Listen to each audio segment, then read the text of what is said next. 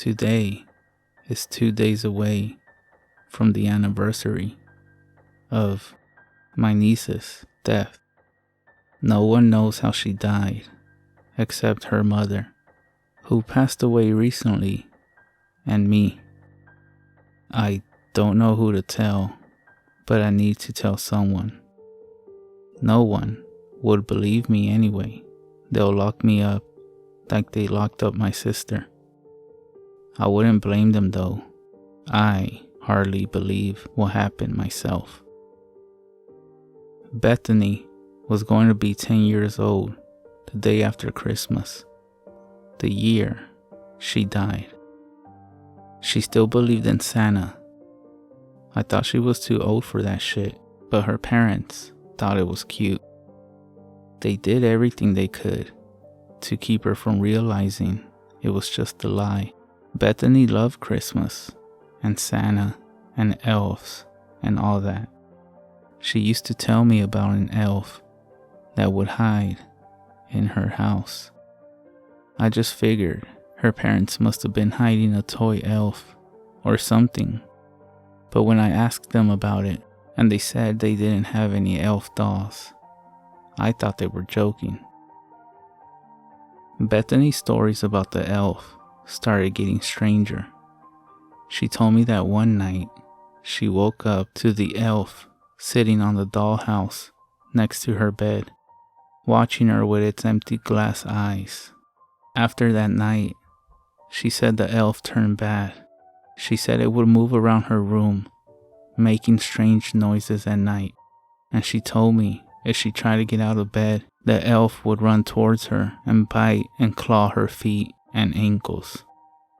The elf, she said, had too many teeth, which were long and thin but not pointed.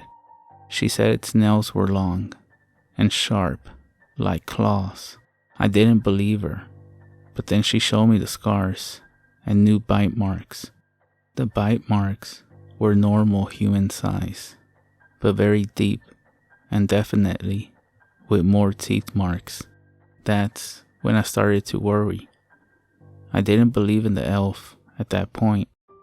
I thought maybe she was doing it herself, and I thought she might have been seriously, mentally ill. I wish I was right. I told my sister my concerns about her daughter.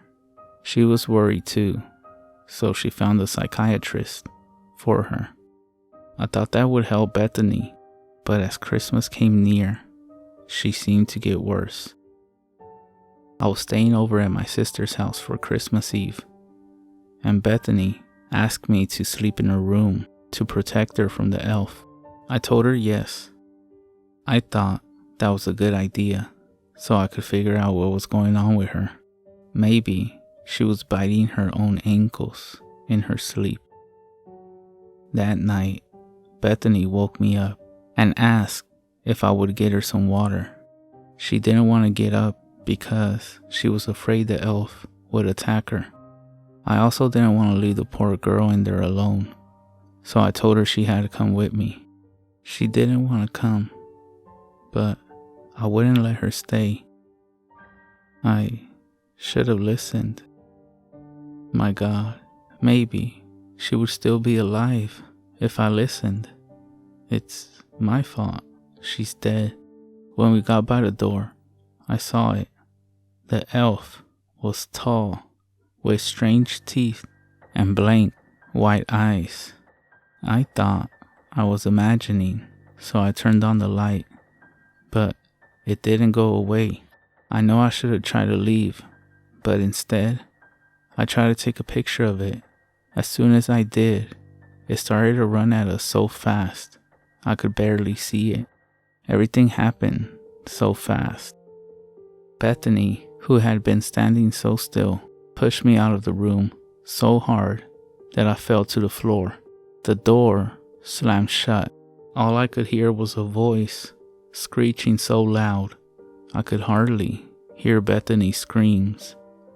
It sounded like the voice was saying Merry Christmas, but it wasn't pronounced right.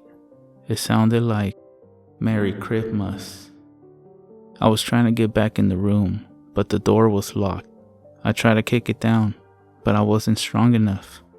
I ran into the kitchen to find something to break the door as I called the police. They thought it was a joke. I don't understand how they didn't hear the screaming. How did her parents not wake up? I found a brick and decided that was good enough to make a hole in the door or something. Then I heard a ripping sound, and the screams and screeches stopped. I cautiously opened the door, which somehow unlocked, and the walls and the bed and all her toys and furniture were bright red, soaked in Bethany's blood. On the floor, the elf was hovering over Bethany's corpse. It was split in half vertically, and the elf was wearing her intestines around its neck and eating them. I screamed louder than I ever screamed before. Bethany's mother finally came out of her room and saw what happened. She didn't even make a sound. She just stared at the horrifying scene. We closed the door and put things in front so it wouldn't open. We went into the living room to wait for the police. When the police finally arrived, they questioned us and her husband, who hadn't heard a thing. I couldn't say anything. It was like a dream, so unreal. I just sat there, staring into space. The only one who told the police what happened was my sister. The police removed the barricade from the front of Bethany's room, but when they opened the door, nothing was there. The blood was gone. The elf, Bethany, everything. The room looked completely normal. Besides, snow blowing in from the window. Everything was gone like magic. The police staged a search party. They thought she ran away. After everyone left, I stood in her room alone and cried. I heard the sound of bells, and then I heard the elf whispering, "Merry Christmas." I ran out of there. It's been over a year now since Bethany's death. After Bethany died, my sister's mental health began to go down. She boarded up the doors and windows of Bethany's old room. She never slept anymore. We found her trying to cut open her stomach several times, and we had to have her live in a mental hospital, where she ended up killing herself by making a noose out of her bed sheets. Now, I'm the only one who knows what happened.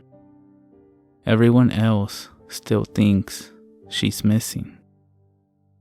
I don't go near that house anymore, and I can't bring myself to talk to Bethany's father.